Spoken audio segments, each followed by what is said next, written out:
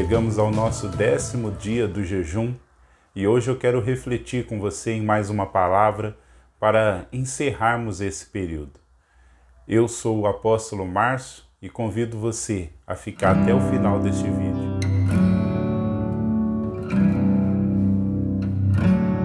Eu quero ler com você Zacarias, capítulo de número 1, versículo de número 3. Diz assim, Zacarias 1:3.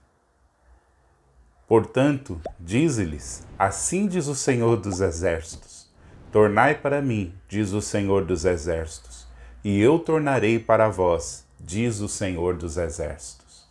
Queridos, a partir das 18 horas de hoje, nós entramos num período que em Israel eles estão celebrando Yom Kippur, ou o Dia da Expiação. Se você quiser saber um pouquinho mais sobre esse dia, eu convido você a assistir a nossa pregação, o Dia da Expiação, uma chave para este tempo. E lá nós explicamos um pouquinho sobre esse dia tão especial para a nação de Israel, mas que era um dia profético que apontava para dias especiais, dias esses que nós estamos vivendo. Mas, se você ler Levíticos, capítulo de número 16, aonde Yom Kippur é descrito, você vai ver que nesse dia era o dia em que o sumo sacerdote entrava no Santo dos Santos. Era um dia especial porque era o único dia do ano que o sumo sacerdote podia ir no lugar mais íntimo do tabernáculo ou nos dias posteriores no templo. Era nesse dia que toda a nação se voltava para receber uma bênção especial de Deus. Também era nesse dia em que o pecado da nação de Israel era perdoado. E se você for ler o texto, você vai descobrir que haviam vários sacrifícios que eram feitos nesses dias.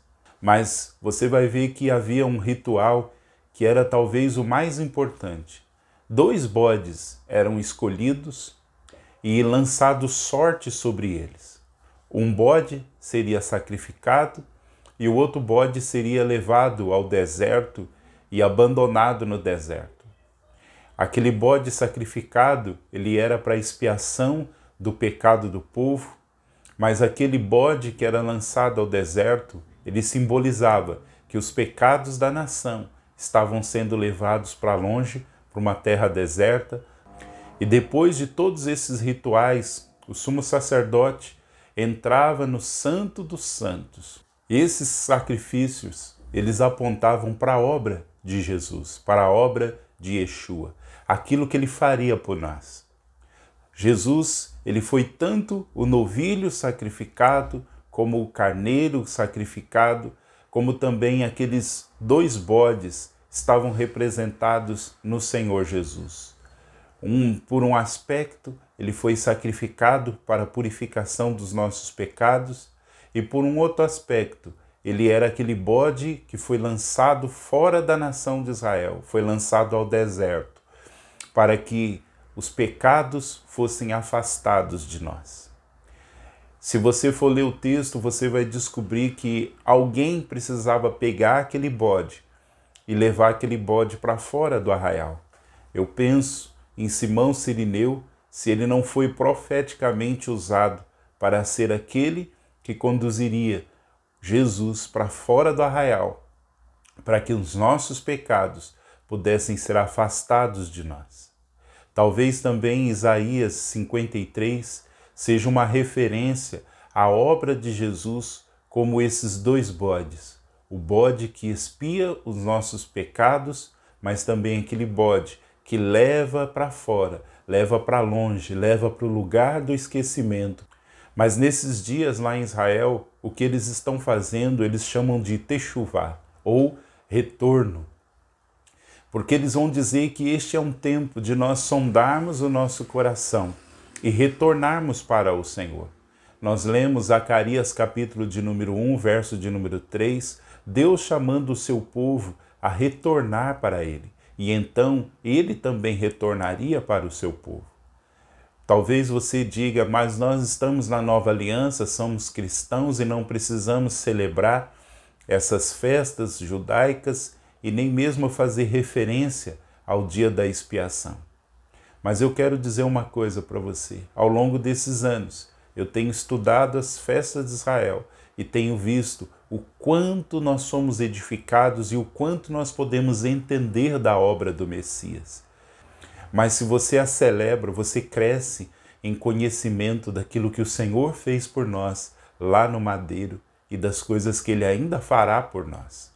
Embora a sua obra foi consumada lá na cruz, aquilo que Ele tem para fazer ainda não foi consumado porque nós aguardamos o seu retorno. E parte do que Ele fez por nós no madeiro só pode ser entendido se entendermos a obra da cruz. E se entendermos o dia da expiação, porque o dia da expiação vai nos revelar muito da obra da cruz. Mas esse é um dia em que o Senhor está nos chamando a nos voltarmos para Ele. Você vai sondar a sua vida e vai ver se você tem tomado caminhos estranhos à vontade do Senhor e vai se voltar, vai retornar para o centro da vontade de Deus. Esse é o chamado de Yom Kippur. Muito mais do que ser perdoado, é nós nos arrependermos, é entendermos que os nossos caminhos muitas vezes não são os caminhos de Deus e retornarmos para o caminho de Deus. É isso que precisamos fazer. Em Levíticos capítulo 16, você vai ver que o sumo sacerdote oferecia o sacrifício, primeiramente por ele, depois por sua casa, depois pelo santuário e por fim era oferecido aquele sacrifício pela nação de Israel. Eu entendo que nesse tempo é um tempo para nós sondarmos o nosso coração primeiramente.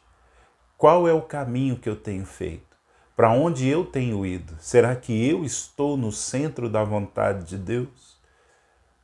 Mas depois eu preciso refletir sobre a minha família, sobre a minha casa, o meu casamento, a minha maneira de ser pai, a minha maneira de ser mãe, a minha maneira de ser filho, filha. Como que está a minha família? Como que estão os meus pais?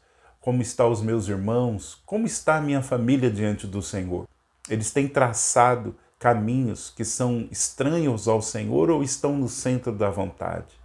E então eu intercedo para que a minha família se volte para o Senhor se os seus caminhos são estranhos.